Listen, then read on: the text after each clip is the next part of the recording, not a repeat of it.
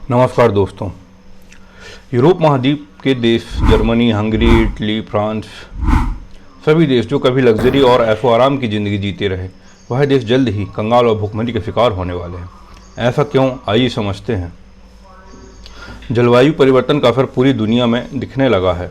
खासकर यूरोपीय महाद्वीप में अब इसका सबसे बुरा प्रभाव दिख रहा है।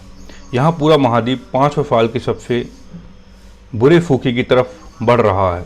यहाँ तक कि आमतौर पर बारिश में भीगा रहने वाला इंग्लैंड भी सूखे से गुजर रहा है।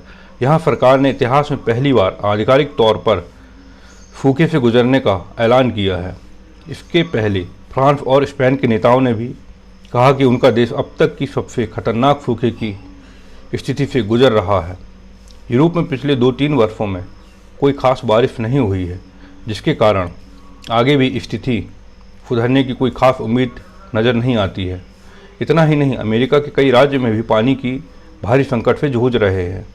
इनमें कैलिफोर्निया से लेकर हवाई जैसे राज्य भी शामिल हैं।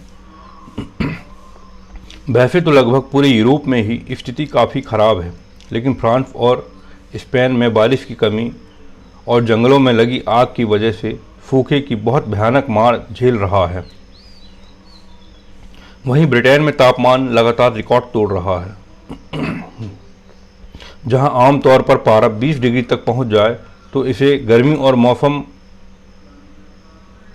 का मौसम मान लिया जाता रहा, जबकि ग्लोबल वार्मिंग के कारण ब्रिटेन और लगभग सभी यूरोपीय देशों एवं अमेरिका व कैलिफोर्निया, हवाई जैसे देशों में भी पारा 40 से 46 डिग्री चल रहा है और भयानक लू के थपेड़े से आम जन जीवन अस्त व्यस्त हो गया है। इन ठंडे देशों में कुछ लोगों को ही एसी को अपनी ज़रूरत समझते रहे हैं।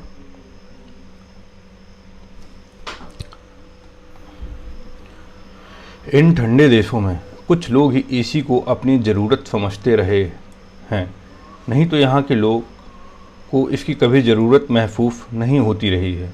और यूरोपीय देशों के घर की बनावट भी कम हवादार होते हैं, जो गर्मी को अपने अंदर एब्जॉर्ब कर सकें, इस तरीके से बनाए जाते हैं, जिसमें यहाँ के लोगों को अब उस घरों की बनावट से भारी दिक्कत आ रही है।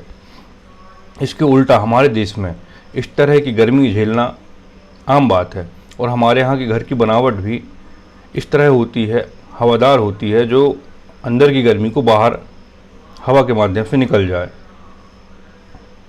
पिछले महीने ही इंग्लैंड में इतिहास का सबसे ज़्यादा तापमान रिकॉर्ड किया गया है। आलम यह है कि पेड़ पौधों भी ज़मीन से पानी नहीं ले पा रहे और इनका सूखना जारी है। मध्य जर्मनी, पूर्वी हंगरी, इटली के निचले इलाके, दक्षिण केंद्रीय और पश्चिम फ्रांस, पुर्तगाल और उत्तरी स्पेन में तो सूरजमुखी और मक्का की पैदावार 3 वर्षों से सूखे की मार झेल रही है और पूरी फसलें लगभग बर्बाद हो रही हैं। इटली का पो नदी, जिसे इटली के लिए सबसे अहम पानी का स्रोत माना जाता है, बुरी तरह प्रभावित हुआ है। इसके चलते 5 क्षेत्रों में सूखे का आपात घोषित किया गया और लोगों के पानी के इस्तेमाल पर भी पाबंदियां लगाते हुए वहां के किसानों को सिंचाई में 40% तक की कटौती की गई है। और इसी तरह कुछ कदम फ्रांस में भी उठाए गए हैं।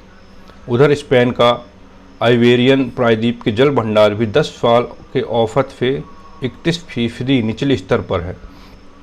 ब्रिटेन और यूरोप के जल स्रोतों में पानी की कमी का असर अब इन देशों के ऊर्जा उत्पादन क्षमता पर भी पड़ रहा है। हाइड्रो पावर क्षेत्र में इस वक्त ऊर्जा उत्पादन 20% तक नीचे गिरा है।